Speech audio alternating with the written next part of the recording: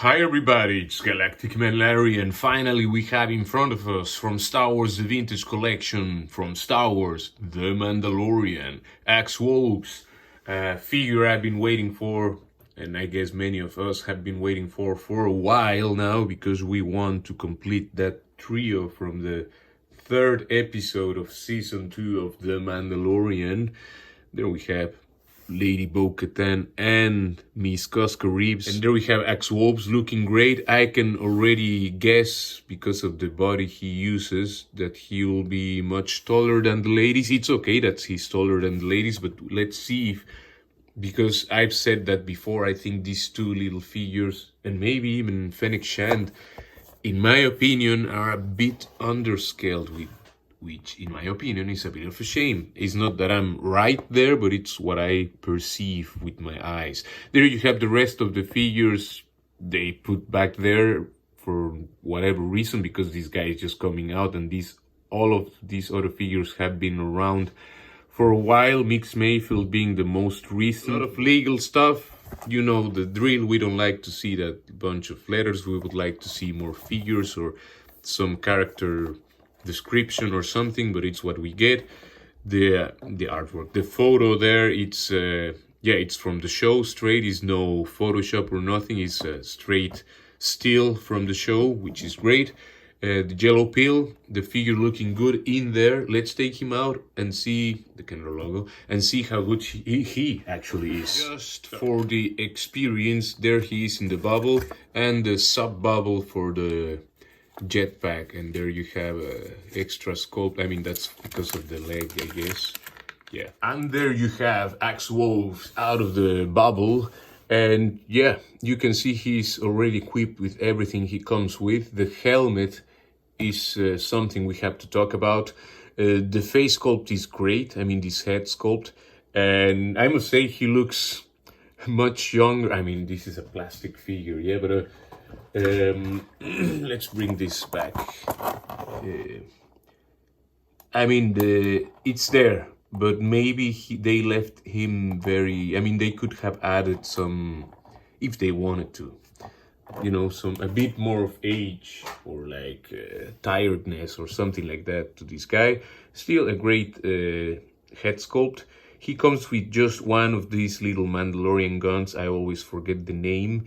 He comes with the same jetpack as the Death Watch Mandalorian, if I'm right, I think. Maybe because, well, he's not a Death Watch, he's a Night Owl, right? Or something like that. He shares parts, I mean, from maybe the first Din Djarin body, and I mean, it's like a sculpt that has been changing and evolving, but he's mainly or mostly the Death Watch Mandalorian body. I mean, the legs are, I think, exactly the same. The torso as well, and just the different paint job and a different head, and with a removable helmet. Now again, you can see the little gun there. I don't need to remove it. I mean, I guess you know it by now. It's the same that comes with Bo-Katan, Cosca Reeves, the Death Watch Mandalorian, and I don't know how many more Mandalorian figures which have been released the past couple, or this last year, you know, the last couple of months and all of that. The jetpack, you could add the flame effects there, but I have them in the Death Watch Mandalorian and I'm leaving it there. But if you have the Boba Fett Tatooine fire effects, you can put them here as well. Articulation wise, again, is the same as the Death Watch Mandalorian, but with a removable helmet and a individual head. The head, I like the way it sits on the neck. The ball peg goes very high on the head, very deep into the head, so it doesn't look like... I really like how that head sits there on the... I mean, I think they sculpted this one right. The only problem is, because it's very tight, he doesn't have as much movement as some other figures, but still, he has movement, and I mean, yeah.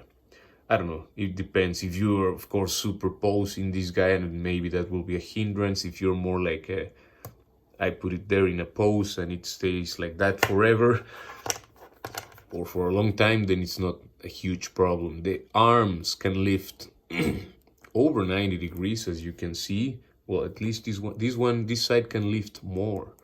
I don't know if it's because of the sculpt or just this arm, this specific case, you know. And of course the head can turn all the way around. I forgot to say the shoulders are just part of that arm. I mean, it's not like a separate piece glued or something. It's like it's the same as in the Dead Watch Mandalorian figure. You have nothing at the bicep.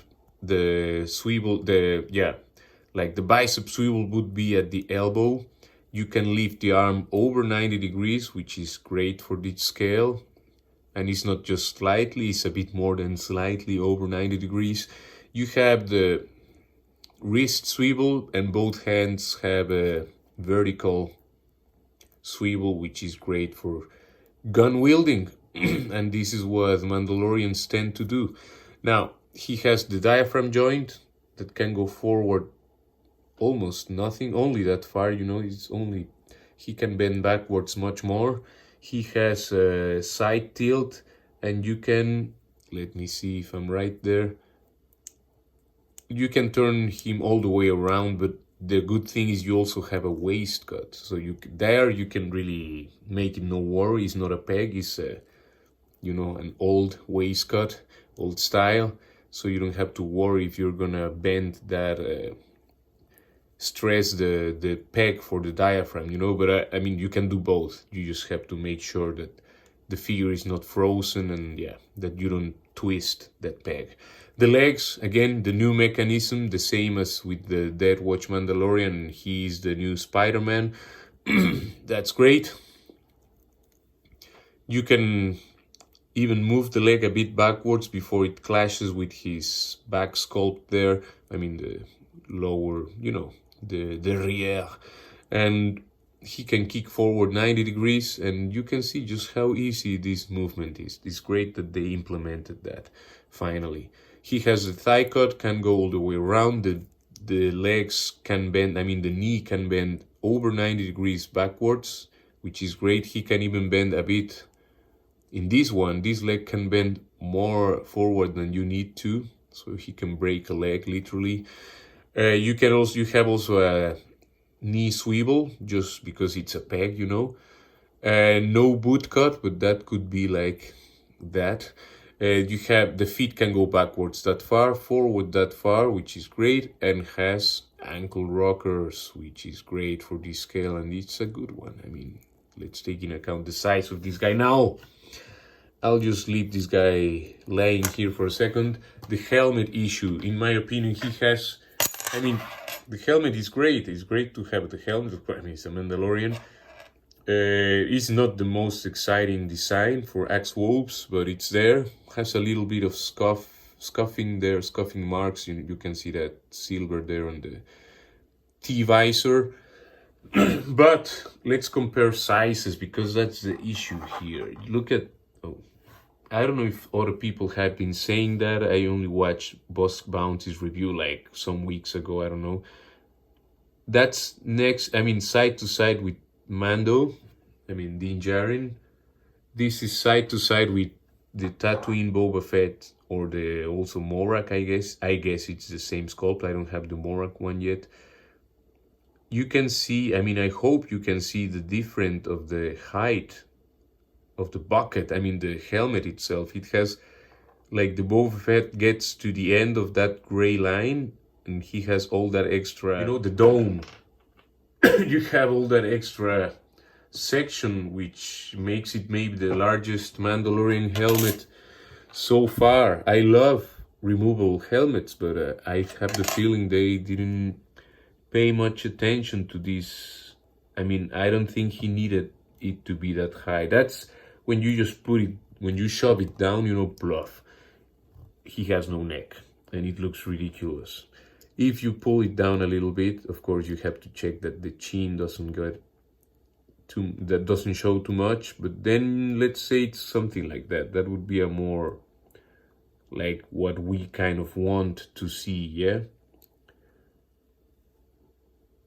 In any case, he has a very large helmet, and that's a bit of a shame, or a huge shame, I don't know. And there you have Woves next to Bo-Katan and Koska Reeves. All of them helmets off, but yeah, I'm not sure if you can see, I mean, the size different. I mean, helmets off, maybe it's still okay. And there we have them again, but with their helmets on. You can decide for yourself if you think they're really in scale with each other. There you have him next to the Death Watch Mandalorian, the Return of the Jedi Boba Fett, the Tatooine Boba Fett from the Book of Boba Fett, and Din Djarin with Grogu. There you have him next to a bunch of different troopers, looking great. And there you have him next to Shea Vizsla, again, his two partners and the rest of the bunch here. You tell me if something looks a bit off.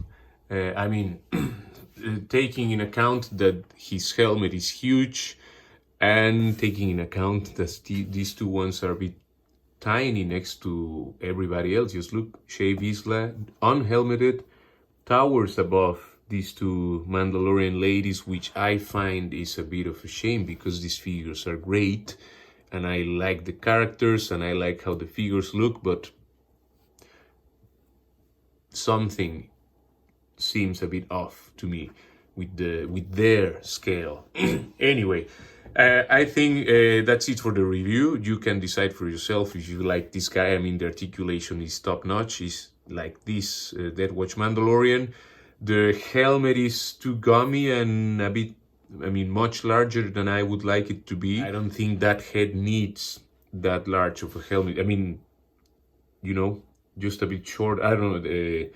Yeah, in my opinion, it's a bit larger than it should be. Please leave a like, share, and subscribe if you like the video and if you want to share it. Subscribing helps me a lot as well. And take care. I will see you in the next one. Ciao, ciao, ciao.